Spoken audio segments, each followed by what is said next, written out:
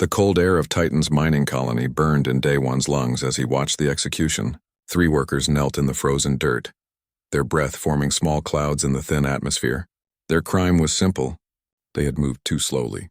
They had not met their quota for the day. The Velthari overseer stood behind them, tall and covered in green scales that reflected the distant light of Saturn. His weapon hummed with energy. Day One knew what would come next. He had seen it 100 times before in the 15 years since Earth fell. The overseer pulled the trigger 3 times.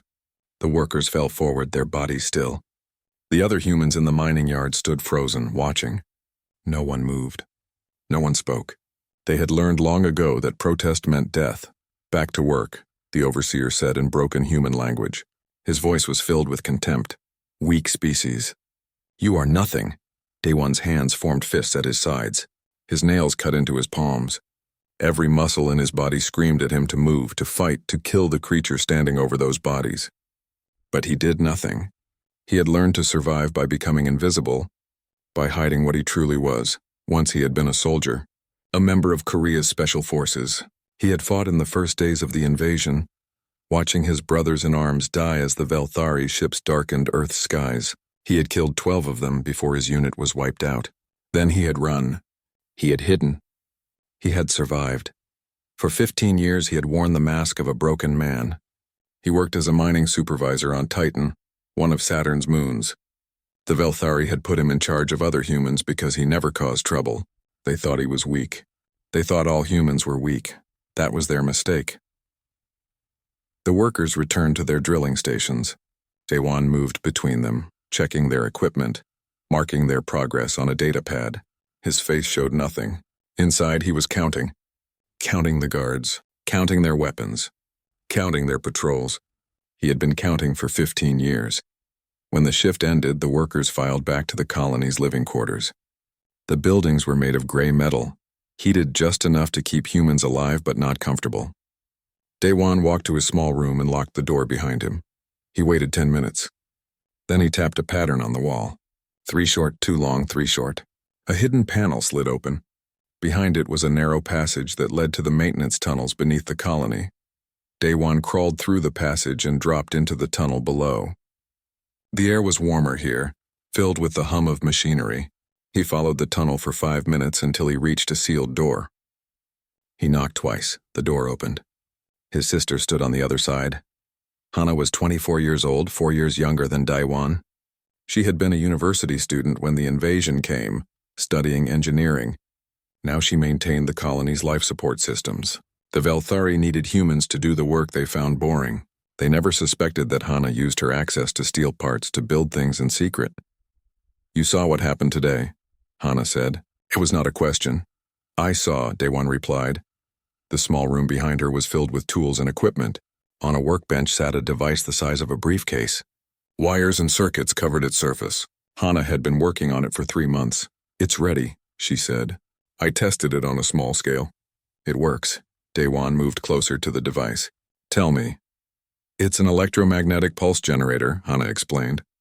The Velthari use neural implants to communicate with each other and control their equipment. This device disrupts those implants.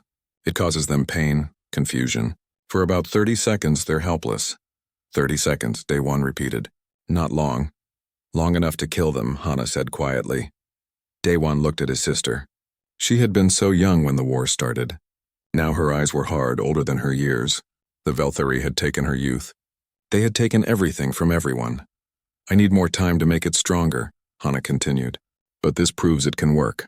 We can fight back, Day One wanted to believe her. But he had seen too much. The Velthari Empire controlled hundreds of worlds. They had billions of soldiers. Earth had been crushed in days. What could a handful of miners do against such power? His datapad vibrated in his pocket. He pulled it out and looked at the screen. A coded message appeared, hidden inside what looked like a routine work schedule. Day One's heart beat faster as he read it. The fire still burns. Are you ready to fight? The message was from Tai Yang. He had served with Day One during the invasion. They had fought side by side until the end. Day One thought Tai Yang had died, but the older soldier had survived just like him. Now Tai Yang ran an underground network on Earth, connecting resistance cells in the cities that still stood. What is it? Hana asked. Daewon showed her the message. She read it twice, then looked up at him. You have to answer him, she said. If we fight, we'll die, Daewon said. You know this. They're too strong.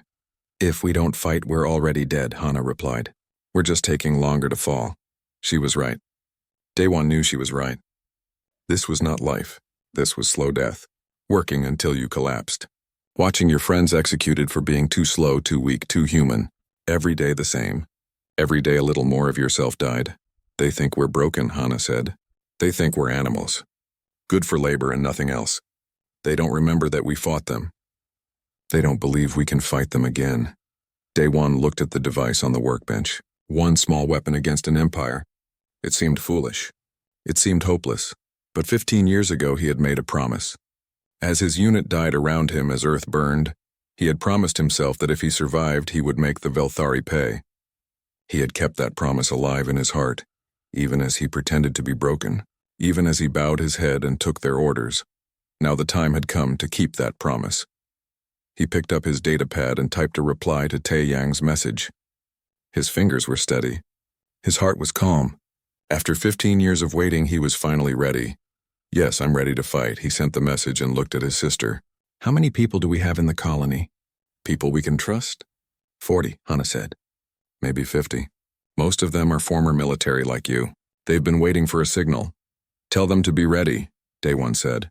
We start soon. Start what? Hana asked. Daewon smiled for the first time in years. It was not a kind smile. It was the smile of a predator who had been hiding in the shadows, watching his prey grow careless. We remind them who we are, he said. We remind them that humans are not weak. We are warriors.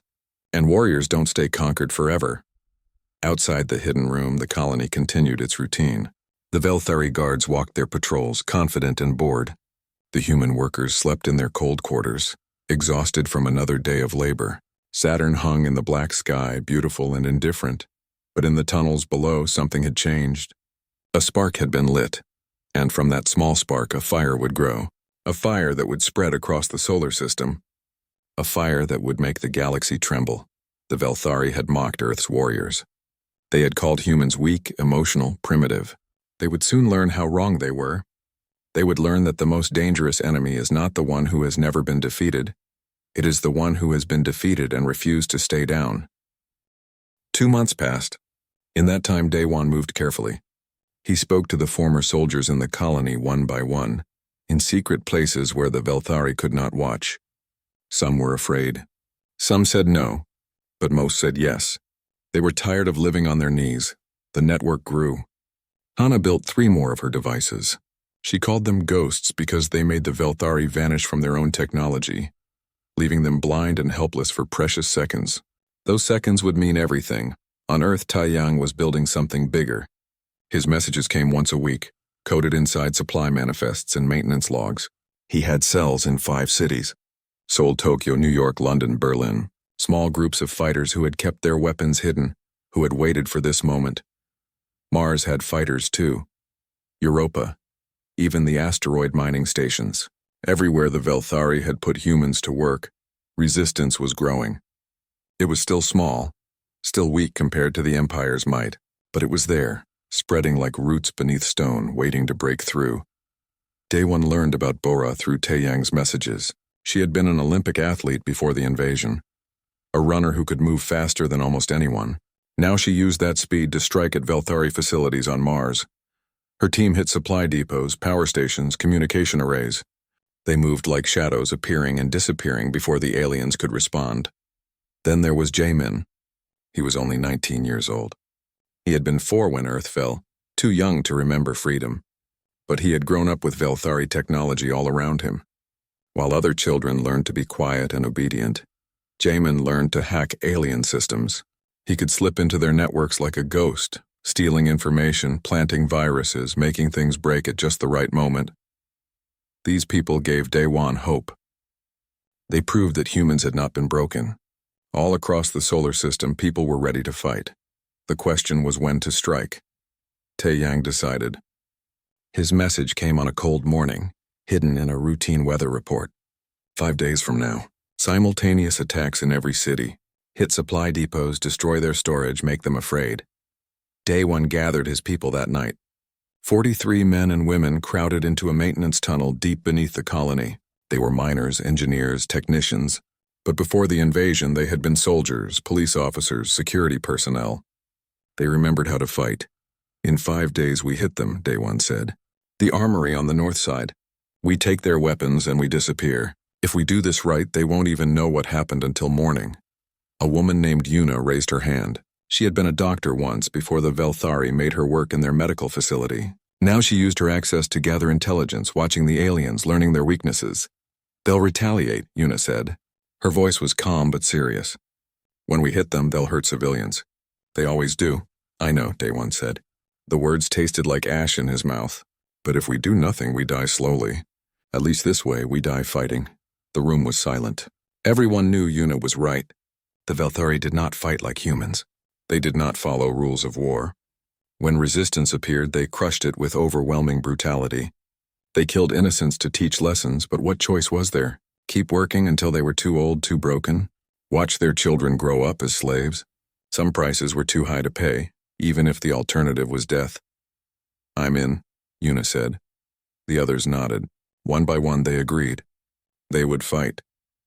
5 days later, everything happened at once. On Earth, Taeyang's team struck. In Seoul, they destroyed a fuel depot that fed the Velthari garrison. In Tokyo, they hit a weapons storage facility. New York, London, Berlin. All at the same time, fires burned and explosions echoed through the night. On Mars, Bora led her team through the underground tunnels to a Velthari command center. They moved in silence, using the routes that only humans knew. When they reached their target, they planted charges and ran. The explosion took out communications for the entire region. On Europa, resistance fighters sabotaged mining equipment. On Titan, Daewon's team hit the armory exactly as planned. Hana's device worked perfectly. The Velthari guards clutched their heads in pain as their implants screamed with interference. In those 30 seconds of confusion, Daewon's people struck. Quick, efficient, brutal. They took weapons, ammunition, armor. Then they vanished into the maintenance tunnels like smoke. For one night, humans across the solar system reminded the Velthari that Earth had not surrendered. Earth had only been waiting. The response came 3 days later. Commander Velkoth, the regional overseer of the Sol system, ordered mass executions. In every location where attacks had occurred, Velthari soldiers rounded up civilians. They did not care if these people were involved in the resistance. The message was simple: defy us and innocents die. 500 humans were executed in public squares across Earth. The Velthari broadcast the killings across all human communication channels. They wanted everyone to see. They wanted everyone to be afraid. Daewon watched the broadcast in his small room, his fists clenched so tight that his nails drew blood. He wanted to look away but forced himself to watch every second. These deaths were on him. He had started this, but something unexpected happened. The executions did not break the resistance. They fed it. People who had been too afraid to fight saw their neighbors, their friends, their family die for nothing. They had not been part of the resistance, but the Velthari killed them anyway. The aliens had made it clear. There was no safety in obedience. There was no reward for cooperation. There was only submission or death. If those were the only choices, more and more humans chose death. Taeyang's network doubled in size. Then tripled. Messages flooded in from everywhere. People who had hidden for 15 years came forward, ready to fight. They had nothing left to lose, even the galaxy noticed. The Velthari Empire controlled hundreds of worlds, dozens of species. Most had been conquered long ago and accepted their fate. They watched the human broadcast with interest, some with hope. If humans could resist, maybe others could too. On Titan, Daewon received a message that changed everything. It came from Yuna, who had been analyzing Velthari military communications using Jamin's hacking tools. "They're planning something," Yuna said when they met in the tunnels. "Something big. I've been watching their encrypted channels. There's a lot of activity around Mars." "What kind of activity?" Daewon asked. "Fleet movements, science vessels, terraforming equipment." Yuna's face was grim. "I think they're going to terraform Mars, change the atmosphere, the temperature, make it more suitable for their species. There are 200,000 humans living in the underground colonies on Mars," Daewon said slowly. Yes, Una replied. And if they terraform the planet, those colonies will be destroyed. Everyone in them will die. The silence stretched between them. Daewon felt cold, colder than Titan's frozen surface. How long do we have? He asked. 6 months, Una said. Maybe less. They're already moving equipment into position. Daewon closed his eyes. 6 months. It was not enough time to evacuate 200,000 people. The Vilthari would never allow it anyway. This was another lesson, another warning. Resist us and we will end you. But it was also something else. It was desperation. The Vilthari were afraid. They had expected the resistance to die after the executions. Instead, it had grown. Now they wanted to make an example so terrible that humans would never fight again. We need to tell Taiyang, Daewon said. We need to tell everyone. If we're going to stop this, we have 6 months to get ready. Ready for what? Una asked. We have a few hundred fighters and some stolen weapons. They have warships, armies, an entire empire. What can we possibly do? Daewon looked at her. He thought about the executions. About the humans on Mars who would die if they did nothing. About 15 years of humiliation, of bowing his head, of pretending to be weak. We fight, he said. We hit them harder than before. We steal their technology, learn their systems, turn their own weapons against them. We show them that humans don't quit. We show them that the more they hurt us, the more we'll hurt them back. They'll kill thousands, Una said. They're already killing thousands, Daewon replied. At least this way we make it count. Una studied his face for a long moment. Then she nodded. I'll start gathering more intelligence, she said. If we're going to war, we need to know everything about them. After she left, Daewon sat alone in the tunnel. The weight of what was coming pressed down on him. This would not be a few raids, a few strikes. This would be real war. People he knew would die. Maybe he would die, but there was no other choice. The Vilthari had made sure of that. He sent a message to Taiyang. Just 3 words, we go bigger. The reply came an hour later. Agreed. Prepare everything. The real fight starts now. The raids began in earnest 3 weeks later. Daewon had learned patience during 15 years of occupation, but now that patience transformed into careful planning. Every strike was calculated, every target chosen for maximum impact. The Vilthari had grown comfortable. They did not expect real resistance. They believed their technology was superior, their tactics unbeatable. That arrogance became their weakness. Daewon studied their patterns. The guards changed shifts at the same time every day. Supply ships arrived on predictable schedules. The aliens relied on their computer systems for everything, never thinking that someone might be watching, learning, waiting. Jae-min became invaluable. The young hacker sat in a hidden room on Earth, his fingers flying across keyboards made from salvaged parts. He cracked Vilthari encryptions that the aliens thought were unbreakable. He planted viruses that made their sensors report false information. He gave the resistance eyes and ears everywhere. Their systems are sophisticated, Jae-min explained during a video conference that Hana had secretly arranged. But they're rigid. They follow patterns. Once you understand the pattern, you can predict everything they'll do. That's their problem, Taiyang said. He was older than Daewon by almost 20 years. His hair gray, his face lined with scars. But his eyes were sharp as ever. They fight like machines. We fight like humans. What did that mean? It meant improvisation. It meant creativity. It meant doing things the enemy never expected, because their computer models said those things were illogical. On Mars, Bora proved this perfectly. She had been studying Vilthari patrols for months.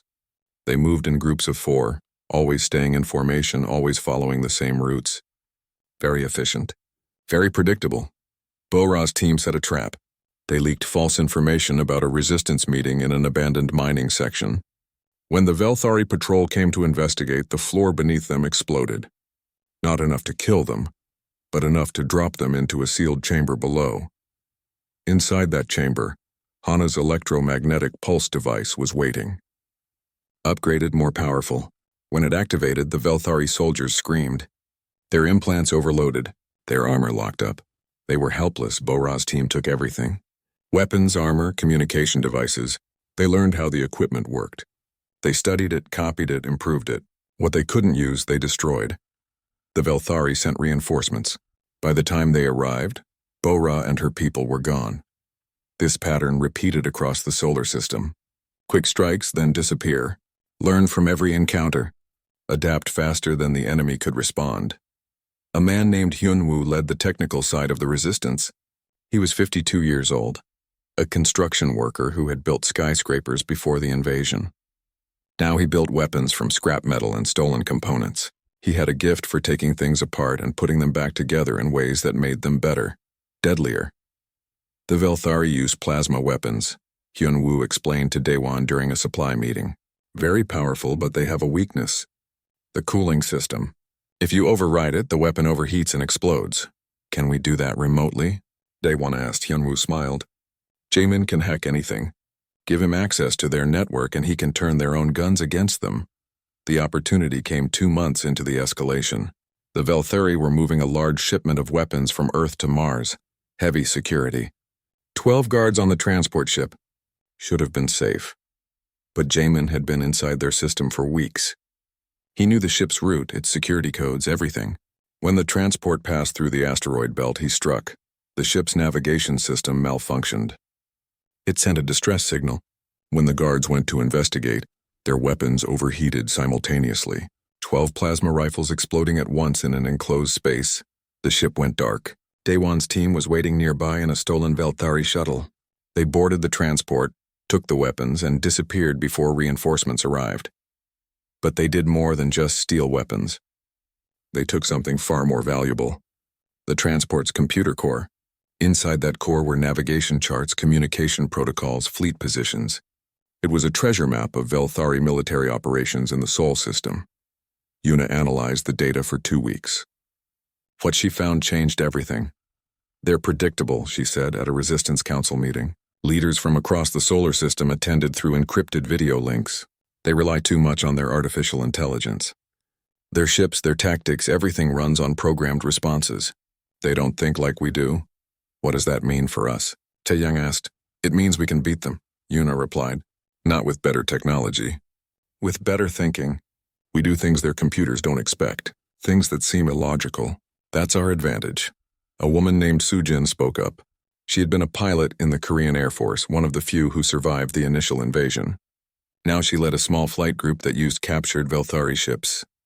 Their fighters are fast and powerful, Sujin said, but they fly in perfect formation, always. Their AI coordinates everything. If you can disrupt that coordination, they become confused. Show me, Daewon said. 3 days later, Sujin demonstrated.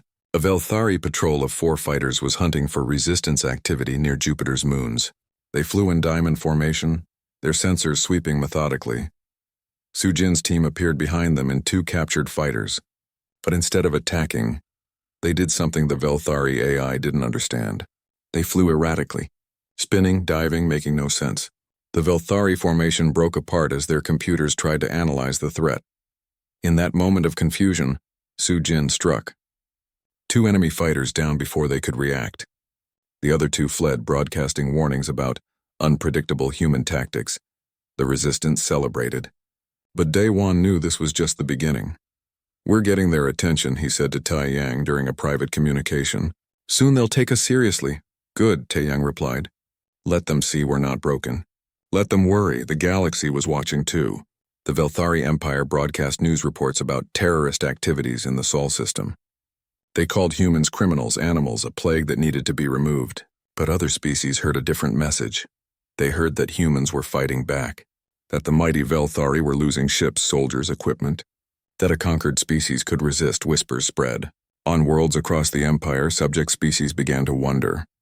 If humans could fight, could they fight too? The Velthari noticed. They tried to suppress the information, but it was too late. The idea had spread. Humans were becoming a symbol, not of weakness, but of defiance. Commander Velkoth grew desperate. He requested more troops, more ships. His superiors mocked him. You cannot handle primitives, they said. Perhaps you are too weak for command. The insult stung. Velkoth had served the Empire for 40 years. He had conquered 6 worlds. Now humans were making him look foolish. He could not allow it to continue. He ordered a massive operation.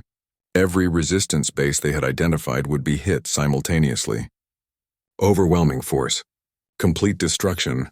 He would wipe out the human fighters and make an example so terrible that no one would ever resist again. But he made a mistake. He broadcast his plans through encrypted channels, confident that humans could not break their codes. He was wrong. Jamin intercepted everything. Operation names, locations, timing. He sent the information to every resistance cell. They're coming for all of us, Jamin warned. In 5 days. They plan to hit 40 locations at once. The resistance leaders held an emergency meeting. The mood was grim. They could not defend 40 locations against a full military assault. We evacuate, someone suggested. Hide until it passes. No, Day-One said. We turn it against them. How? Tae-Yang asked. Day-One explained his plan. It was risky. It was crazy. It was exactly the kind of illogical, unpredictable thing that the Velthari computers would never see coming. We let them attack empty bases, Day-One said.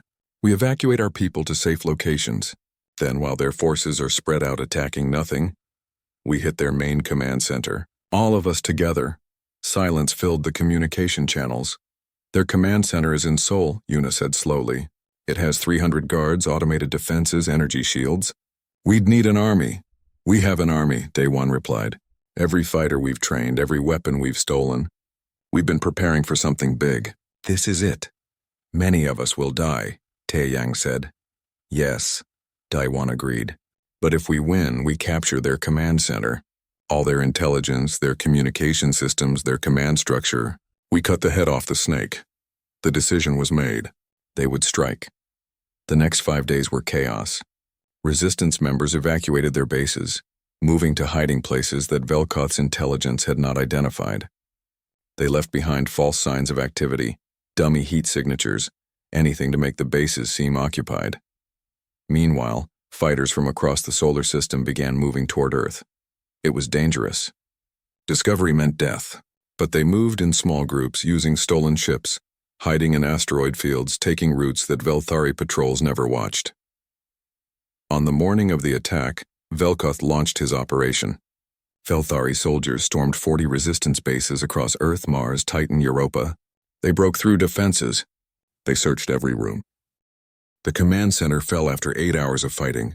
Day-One stood in the control room, breathing hard, his stolen armor covered in burns and dents. Bodies lay everywhere, human and Velthari both. The cost had been terrible. They had started with 400 fighters. Now less than 200 remained standing, but they had won. Tae-Yang appeared in the doorway, limping from a leg wound. His face was pale, but his eyes were bright with fierce satisfaction. We did it, he said simply. Yuna was already at the main computer terminal, Jamin guiding her through a video link. I'm downloading everything, she said. Fleet positions, command codes, intelligence reports. This is everything they know about the Sol system. How long until reinforcements arrive? Day-One asked. 2 hours, Jamin replied through the speakers. Maybe less. They're recalling all units from the base attacks. Then we have 2 hours to learn everything we can, Day-One said, and to prepare. What they learned from the Velthari computers changed the war. The Empire was not as strong as it appeared. The Sol system was considered a backwater assignment. The troops stationed there were not elite soldiers. They were garrison forces, occupation troops good for controlling defeated populations but not prepared for real combat. The Velthari military had grown lazy. They had conquered so many worlds so easily that they had forgotten how to fight against determined resistance. Their tactics had not changed in 50 years. Their equipment was good, but they used it in predictable ways. Most importantly, Yuna discovered something that made her gasp. The fleet, she said. The ships orbiting Earth, they have a weakness. She pulled up technical schematics. The Velthari use networked systems. All their ships connect to a central command vessel. It coordinates their movements, their targeting, everything. If we could disable that command vessel, the rest of the fleet would be confused. For how long? Day-One asked. Minutes. Maybe an hour if we're lucky. But in that time, they'd be vulnerable. Day-One stared at the data. An idea formed, terrible and beautiful. Could we capture a command vessel? Yuna looked at him like he was insane. Those ships are huge. They have crews of 500. The shields alone would require... Could we do it? Day-One interrupted. Jamin's voice came through the speakers. If we had access to their systems. If we could get someone onto the ship. If we had perfect timing, he paused. Yes, it's possible, barely. In the next hour, the plan took shape. Insane, desperate, with a dozen ways it could fail. But that was the human way of war. Do the impossible because the enemy thinks it cannot be done. They evacuated the command center, taking everything useful. Computers, weapons, data cores. Then they collapsed the building behind them, making sure the Velthari would find nothing when they returned. The resistance scattered back to hiding places. But this time they were not hiding in fear. They were hiding to prepare. 3 weeks later, new ships arrived in Earth's orbit. Not occupation vessels, but military warships. 40 ships, enough firepower to burn the entire planet. At their center was the flagship of High Archon Thelmora, Supreme Commander of Velthari military forces. Thelmora was not like Velkoth. She was a true warrior who had fought in real wars. She did not underestimate her enemies. When she heard that humans had captured a command center, destroyed a garrison, and stolen military intelligence, she knew the truth. Earth had become dangerous. The Empire could not allow this.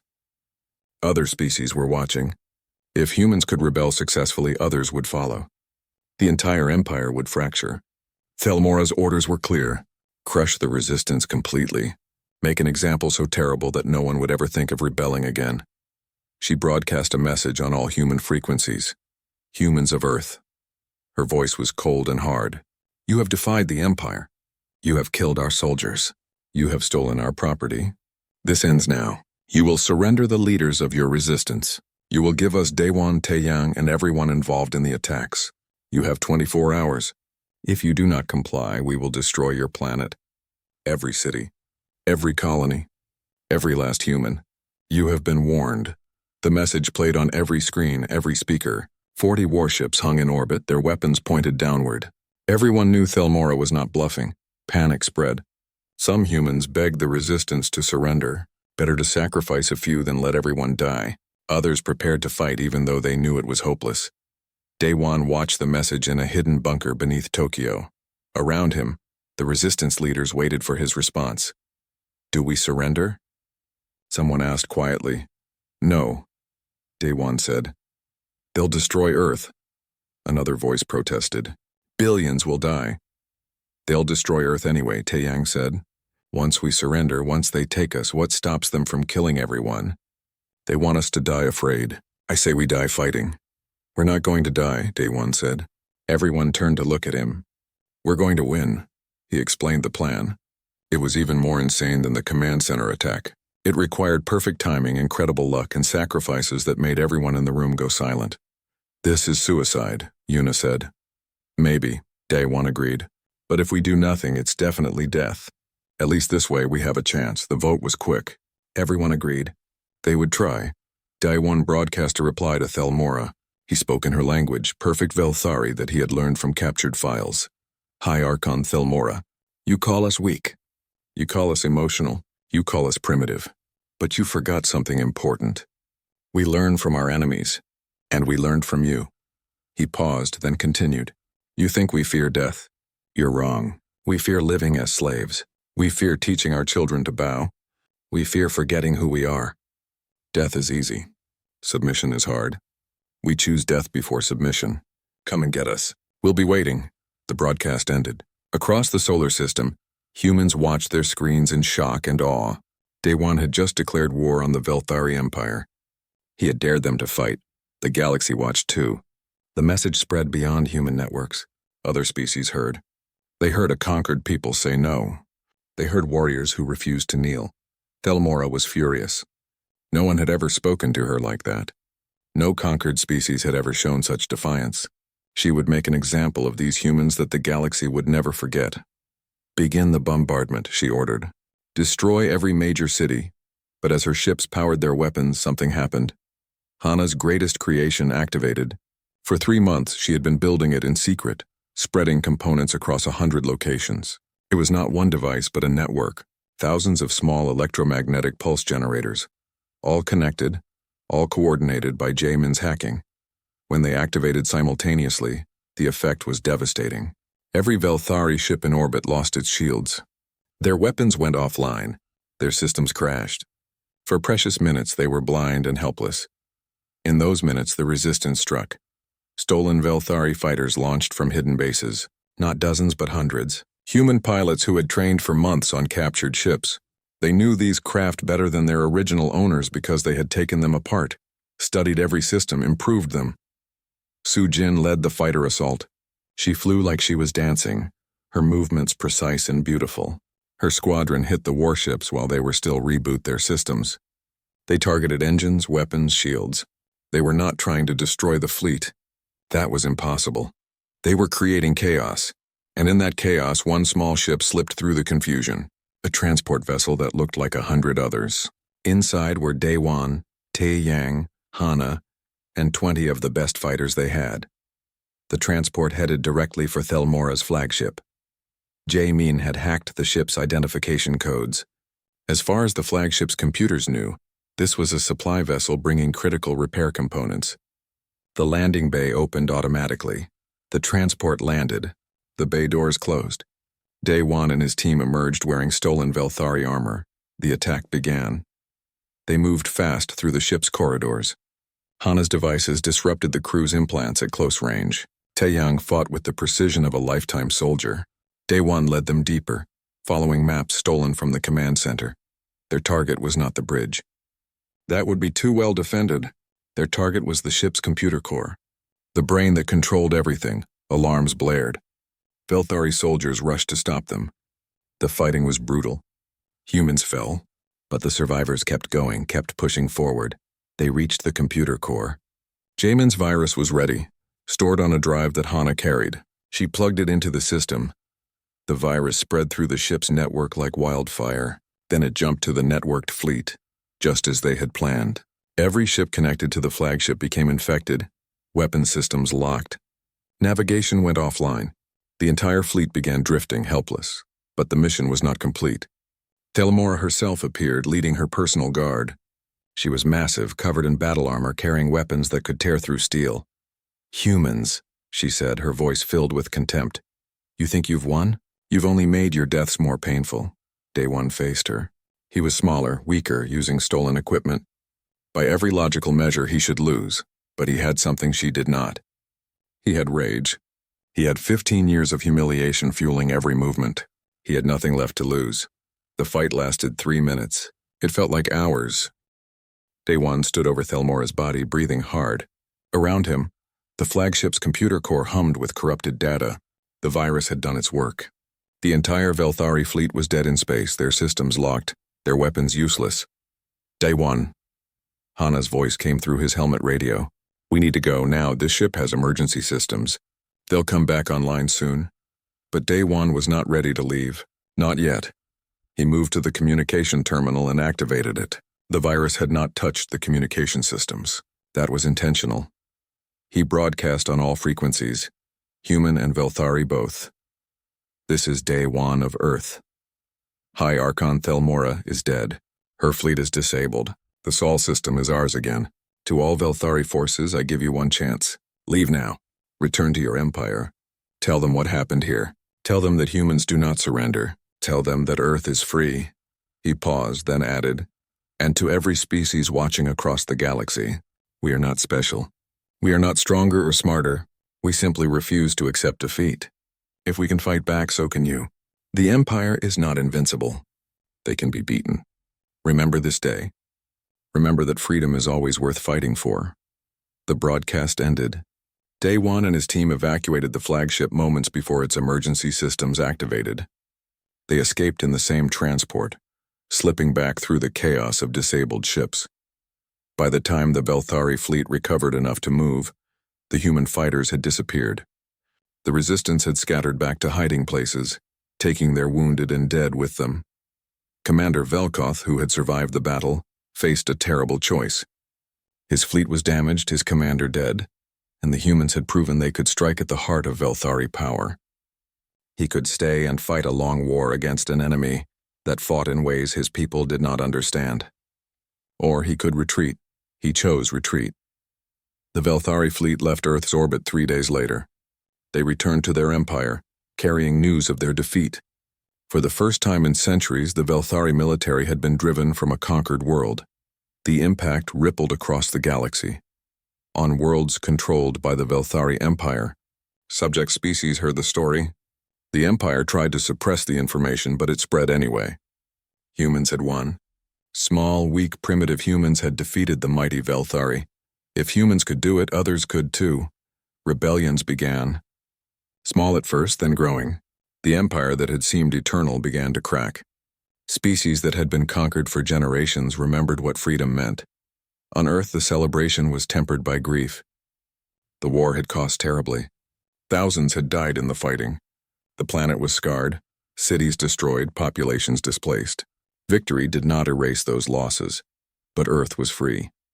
Day-Wan stood in a temporary command center in Tokyo, watching reports come in. Velthari forces were evacuating Mars. The colonies there would survive. The terraforming equipment had been abandoned. "We did it," Taeyang said beside him. The older man looked exhausted, aged by the war. "I didn't think we would." "Neither did I," Day-Wan admitted. Yuna entered the room carrying a data pad. "The provisional government wants to meet with you," she said. "They want to make you head of the new Earth Defense Force." "No," Day-Wan said immediately. "You're a hero," Yuna protested. "People look up to you. They trust you." "I'm a soldier," Day-Wan replied. "Soldiers fight wars. We won.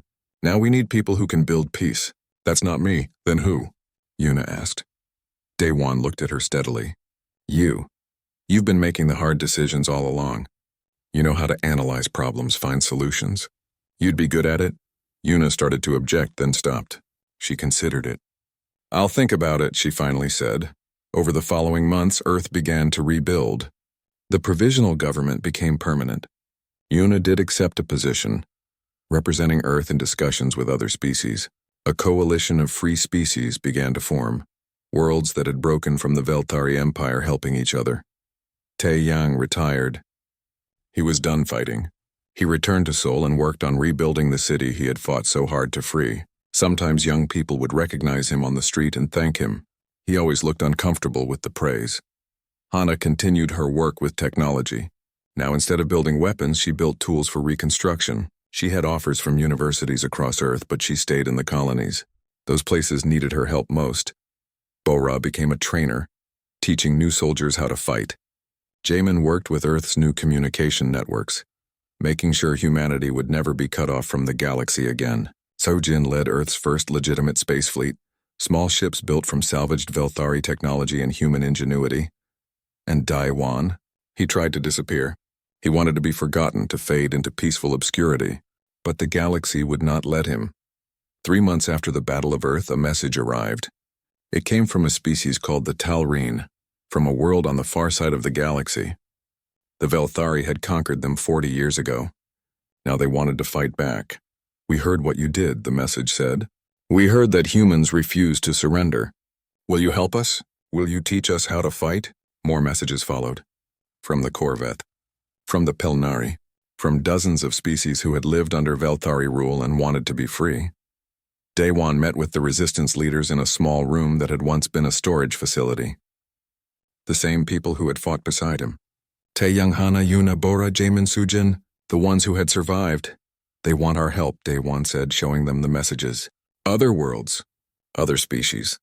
They want to fight like we did." "That's not our war," someone said. "We fought for Earth. We're free now.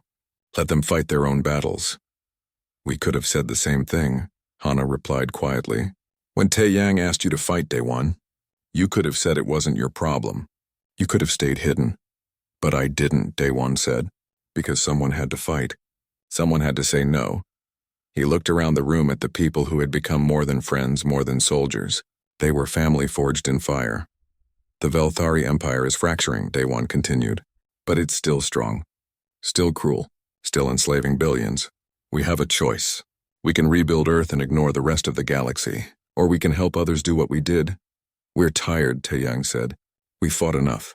"I know," Day-Wan agreed. "But if not us, who? We know how to fight them. We know their weaknesses. We could save millions of lives." The room was silent for a long moment. "I'll go," Hana said.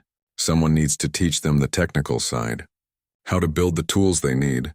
"I'll go too," Jamin said. "They'll need communications, hacking, intelligence." One by one they agreed. Not all of them. Some stayed behind to help rebuild Earth. But enough volunteered, enough to make a difference. 2 weeks later, A small ship left Earth. It carried 20 humans and everything they had learned about fighting the Velthari. Their destination was Talreen space 3 months away. Daewon stood on the ship's bridge, watching Earth shrink in the view screen. Beside him, Hana smiled. "We're really doing this," she said. "We're going to free the galaxy." "One world at a time," Daewon replied.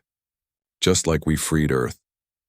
The galaxy had mocked Earth's warriors, called them weak, emotional, primitive. The Velthari Empire had thought humans would be easy to conquer, easy to control. They had been wrong. Humans were not the strongest species, not the smartest, not the most advanced, but they had something the Empire had forgotten. They had the ability to endure, to adapt, to keep fighting even when logic said they should surrender. They had hope. And hope, it turned out, was the most dangerous weapon in the universe. Far behind them, on Earth, a young boy asked his mother about the war. "Were we really slaves?" He asked. "Yes," his mother said. "For 15 years we were conquered. But we're free now?" "Yes, because people fought. Because they refused to give up." "Will the Velthari come back?" The mother looked out the window at the warships patrolling Earth's orbit. Human warships built by human hands, crewed by humans who would never let their world be conquered again. "If they do," she said, "we'll be ready. We'll always be ready," the boy smiled. He had never known slavery. He had only known freedom. That was what Daewon and the others had fought for. Not just to win their own freedom, but to give future generations a world where slavery was just a story from the past. Across the galaxy, the Velthari Empire watched nervously. They had lost control of the Sol system. Now humans were spreading their rebellion to other worlds. The Empire tried to stop them, but it was too late. The idea had spread. The idea that anyone could fight back. That no empire lasts forever. That freedom was worth any price. One small species from a backwater world had changed everything.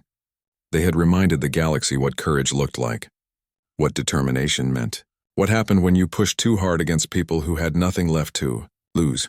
The Velthari had called humans weak, primitive, worthless.